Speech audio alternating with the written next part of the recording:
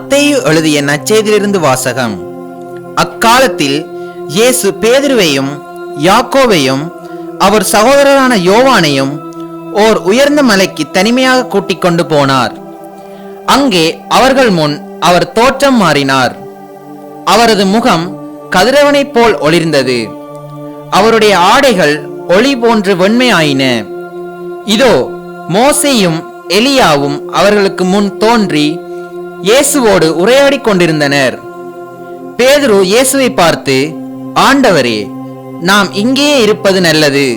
உமக்கு ஒன்றும் மோசேக்கு ஒன்றும் எலியாவுக்கு ஒன்றுமாக 3 கூடாரங்களை அமைக்கட்டுமா? இது உமக்கு விருப்பமா என்றார். அவர் தொடர்ந்து பேசிக் கொண்டிருந்த போது ஒளிமயமான மேகம் ஒன்று அவர்கள் மேல் நிழலிட்டது. அந்த மேகத்தினின்று, என் அன்பார்ந்த மைந்தர் இவரே, இவர் பொருட்டு நான் பூரிப்படைகின்றேன், இவருக்கு செவி சாயுங்கள் என்று ஒரு குரல் ஒலித்தது. அதை கேட்டதும் சீடர்கள் மிகவும் அஞ்சி முகங்குப்புற விழுந்தார்கள். இயேசு அவர்களிடம் வந்து அவர்களை தொட்டு, எழுந்திருங்கள், அஞ்சாதீர்கள் என்றார். அவர்கள் நிமிர்ந்து பார்த்தபோது இயேசு ஒருவரை தவிர வேறு எவருமே இல்லை.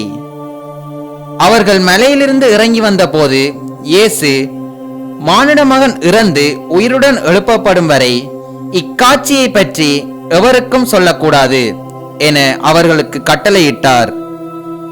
கிறிஸ்து வழங்கும் நற்செய்தி.